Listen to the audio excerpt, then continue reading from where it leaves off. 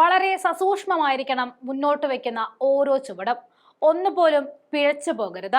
ഒരു അശ്രദ്ധ ചെന്നെത്തിച്ചത് രാജ്യത്തെ യുദ്ധത്തിന്റെ മുനമ്പിലേക്കാണ്. അതുകൊണ്ട് കർശന നിർദ്ദേശങ്ങളാണ് രാജ്യത്തെ ഓരോ മേഖലയിലും കേന്ദ്ര സർക്കാർ നൽകുന്നത്. ഭീകരാക്രമണം ഉണ്ടാക്കുമെന്ന രഹസ്യ അന്വേഷണ ഏജൻസികളുടെ മുന്നറിയിപ്പ് മാനിക്കാതിരുന്നതും, വിനോദസഞ്ചാര കേന്ദ്രം നേരത്തെ തുറന്നത് ഭീകരർ അറിഞ്ഞിട്ടും സർക്കാർ അറിയാതെ പോയതും പിഴവ് തന്നെയാണ്.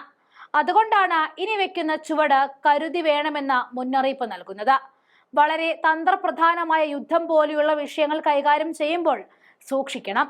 അതിനുവേണ്ടി സുരക്ഷാ സേനയുടെ നീക്കങ്ങളുടെയും പ്രതിരോധ പ്രവർത്തനങ്ങളുടെയും തത്സമയ സംപ്രേഷണത്തിനെതിരെ മാധ്യമങ്ങൾക്ക് മുന്നറിയിപ്പ് നൽകിയിരിക്കുകയാണ് കേന്ദ്ര വാർത്താ വിതരണ മന്ത്രാലയം. ദേശീയ സുരക്ഷയെ മാനിച്ച മാധ്യമങ്ങളും വാർത്താ ഏജൻസികളും സോഷ്യൽ മീഡിയ ഉപഭോക്താക്കളും ഇത്തരം കാര്യങ്ങൾ റിപ്പോർട്ട് ചെയ്യുമ്പോൾ നിലവിലുള്ള നിയമങ്ങളും ചട്ടങ്ങളും കർശനമായി പാലിക്കണമെന്നാണ് സർക്കാർ നിർദ്ദേശം. 2021 കേബിൾ ടെലിവിഷൻ നെറ്റ്വർക്ക്സ് നിയമങ്ങളിലെ ചട്ടം 6 പാലിക്കണമെന്നാണ് കേന്ദ്ര വാർത്താവിനിമയ വിതരണ മന്ത്രാലയം എല്ലാ TV ചാനലുകൾക്കും മുന്നറിയിപ്പ് നൽകിയിട്ടുള്ളത്.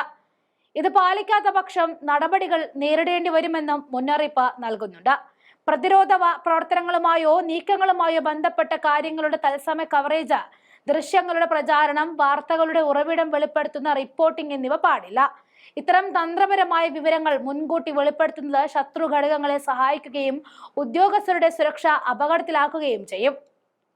കാർഗിൽ യുദ്ധം, മുംബൈ ഭീകരാക്രമണം, കാണ്ഡഹാർ വിമാന റാഞ്ചൽ തുടങ്ങിയ സംഭവങ്ങളിൽ ഇത്തരം റിപ്പോർട്ടിംഗ് പ്രശ്നങ്ങൾ ഉണ്ടാക്കിയതായി എടുത്തു പറയുന്നുണ്ട്. കാര്യമെന്തെന്നാൽ ജമ്മു കാശ്മീരിലെ ഭീകരാക്രമണത്തെക്കുറിച്ച് UN സുരക്ഷാ സമിതി ശക്തമായ ഭാഷയിലാണ് അപലപിച്ചത്. ഉത്തരവാദികളായവരെ ഉത്തരവാദിത്തപ്പെടുത്തണമെന്നും ഈ നിന്ദ്യമായ ഭീകര പ്രവർത്തനത്തിന്റെ സംഘാടകരെയും സ്പോൺസർമാരെയും നിയമത്തിന് മുന്നിൽ കൊണ്ടുവരണമെന്നുമാണ് സമിതി പറഞ്ഞിരിക്കുന്നത്.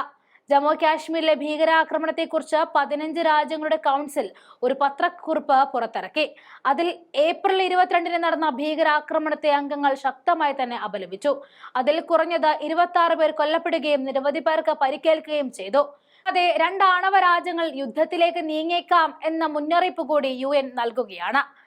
ഒട്ടനവധി ആശങ്കകൾ ഉണ്ടാക്കുന്നതാണ് ഈ വിഷയം.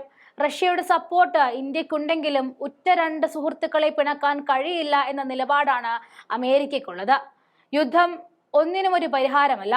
അതുകൊണ്ട് തന്നെ സമാധാനത്തിന്റെ നാളുകൾ ഉണ്ടാകാൻ പ്രതീക്ഷയോടെ കാത്തിരിക്കാം.